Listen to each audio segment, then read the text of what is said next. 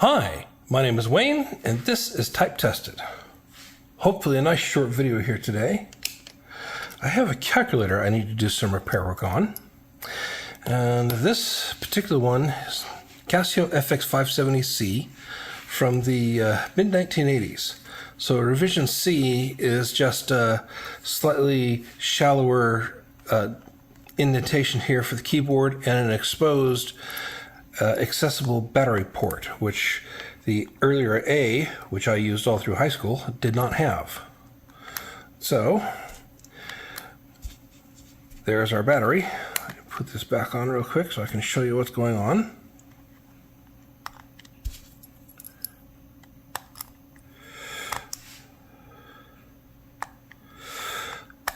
Apart from that, if you compare the faceplate for the A and the C, you're going to find them identical.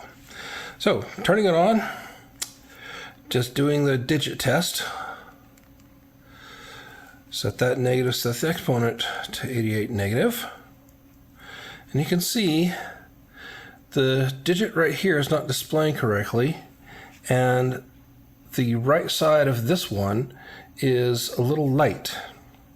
And that is fairly common for these old things.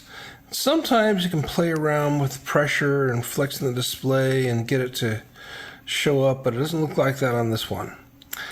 So there's usually a common cause for that. So I'm going to go ahead and get the back of this apart so I can show you what is probably going on. Now there are 5 screws here, including this one. And I want to point out that they're all in this indentation because their purpose is to make sure that the keyboard and the back don't separate, or that they don't flex separately. Otherwise, you're going to press a key and it's not going to want to work quite properly. So if you lose a screw or you strip it out, you're likely to have some problems.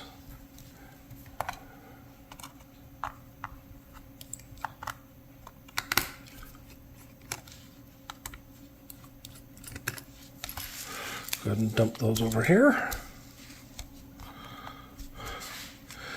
And lift it off and pull back slightly to disconnect it from the front.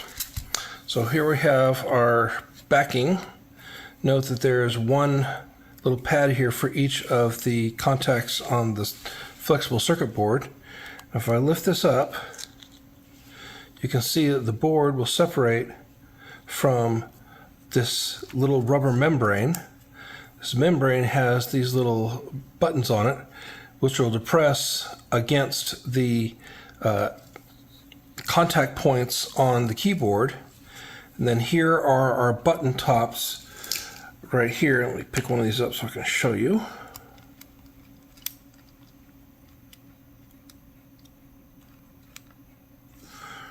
So this is the number 5.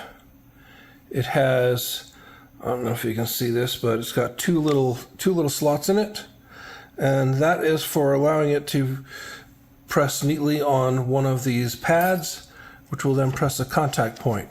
You'll notice that this has some indexing points cut out for the screw post here, one for the middle here, 2 little smaller studs, and 2 cutouts for the screws here. So it's impossible to reverse this, and it should get itself in correctly. Now, what usually happens here, you can see, zoom in, that I've got the chip here, and I have the wire traces that are coming off the chip. These here are going down to form the keyboard scanning matrix. So what you end up with, it's a little bit hard to tell here just because of the way things are organized. In earlier calculators, what you had was a row and a column, and you read the intersection point. Here,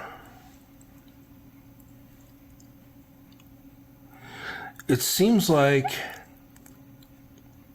it's a little more complicated. I can't, in the course of this video, I can't sit down and examine what's actually going on here. That'll take too much time. But I mean, you can see that we have these parts of these connected to that. Remember, there's going to be an input and output on each of these pads. So what we have is basically a capacitive connection where the contact made by the little dot here is going to change the capacitance across these 2 points. And that will signal which key is being pressed. So rather than simply a resistive like you might find on an earlier calculator with a button dome, it looks like these are constantly being fed a positive charge or a negative charge, one or the other, and being read across the second input. So it may be that one side of these is all linked together, or a certain number of them, depending on what the chip can supply, and the rest are output connections read when a button is pressed.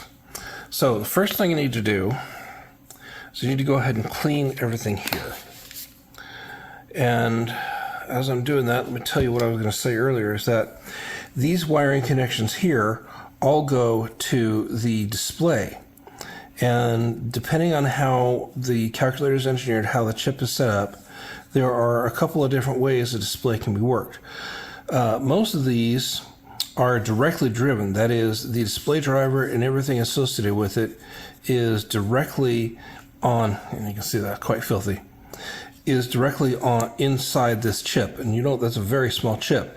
The brown area here is the same kind of thing you see in a computer chip, the big black section, where I believe this square here is the actual die, maybe a little bit less than that.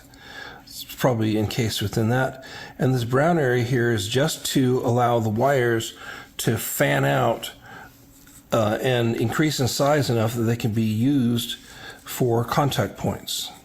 And then the whole thing is bonded onto the board. Now, so what can happen here is these connections, you'll have one or more power connections, then you have a series of digits.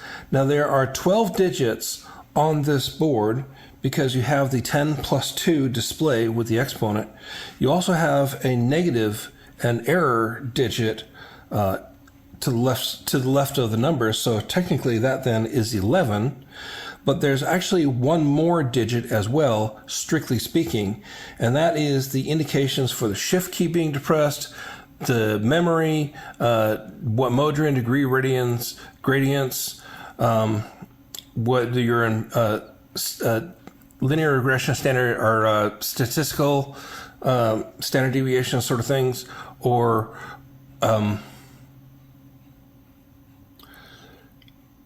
mode switching, base N, and so forth. So those can be classed as a digit. And normally on an LED display, these things would be strobed on and off. And that's kind of done here on the LCD as well. And that's a power saving technique. So they're switched on and off faster than your eye can detect, so they appear to be solid. But not, I don't know if that's done on a lot of LCD units or not, but it would seem to be, because the LCD is the biggest power draw in this whole thing. So what tends to happen is over time, the connections up here, either here or up here, the solder tends to harden and things tend to separate.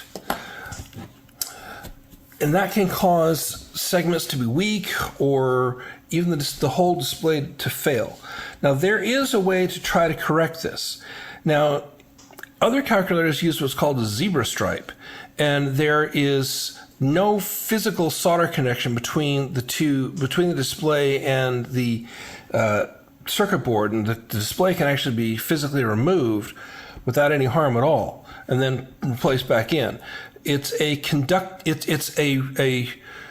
of a white rubber strip with some black conductive rubber attached to it. So it forms sort of a zebra stripe appearance. That's why it's given its name. But what I can do here is I can heat this and attempt to soften the solder, and then I can take the back of the Q-tip here and gently press things back in place and see if they work. I've done this successfully a couple of times before, but I've also had some mixed results. So let's see what happens here. You have to be very, very careful.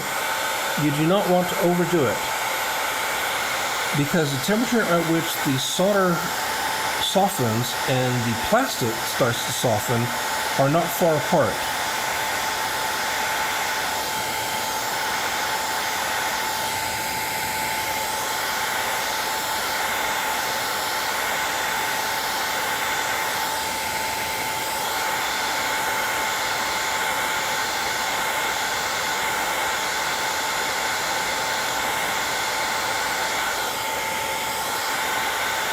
And remember, we're working inverse, so the digits that had a problem are over here. So it's probably these traces that are the issue.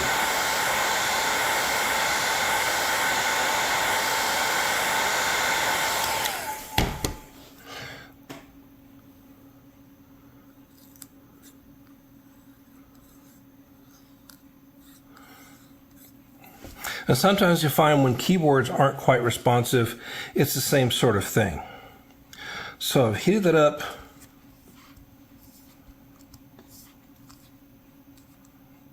I'm not sure I got that enough.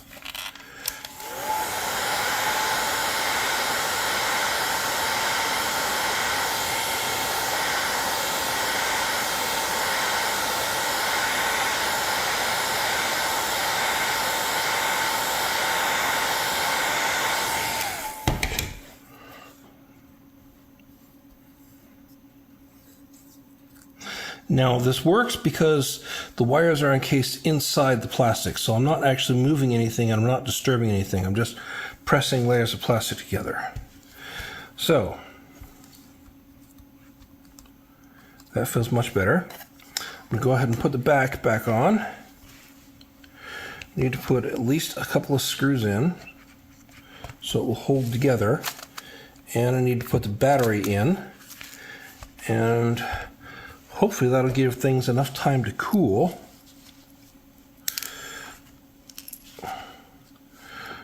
So that I can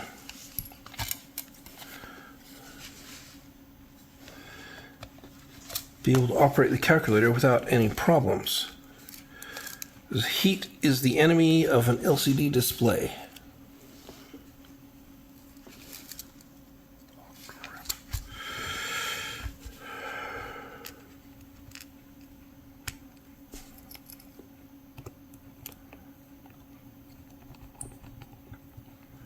And really, I should have been using a much smaller heat gun so I could get it exactly where I wanted it. So that's part of the problems I've had, is that I've managed to overheat areas that I didn't want to heat.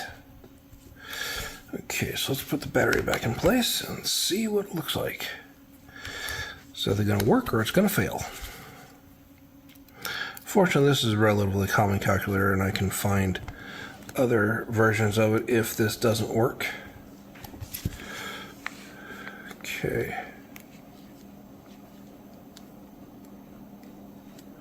And the display is quite dark, so I'm going to have to let that cool down quite a bit before I can use it.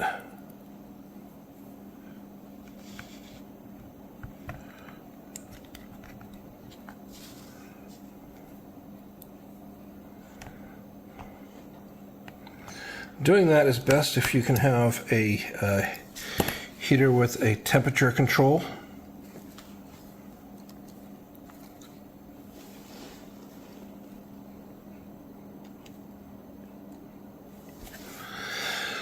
So I'm going to pause, let this cool down, and we'll see what happens.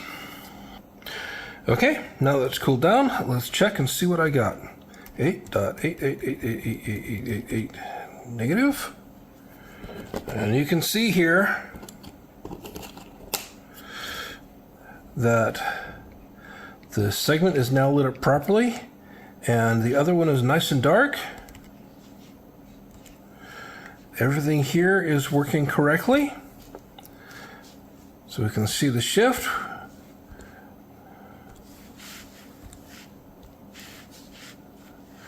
So let's see. So there's a hyperbolic indication, memory,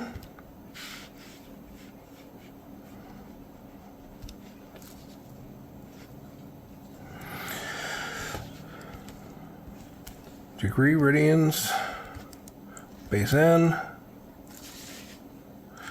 linear regression, standard deviation.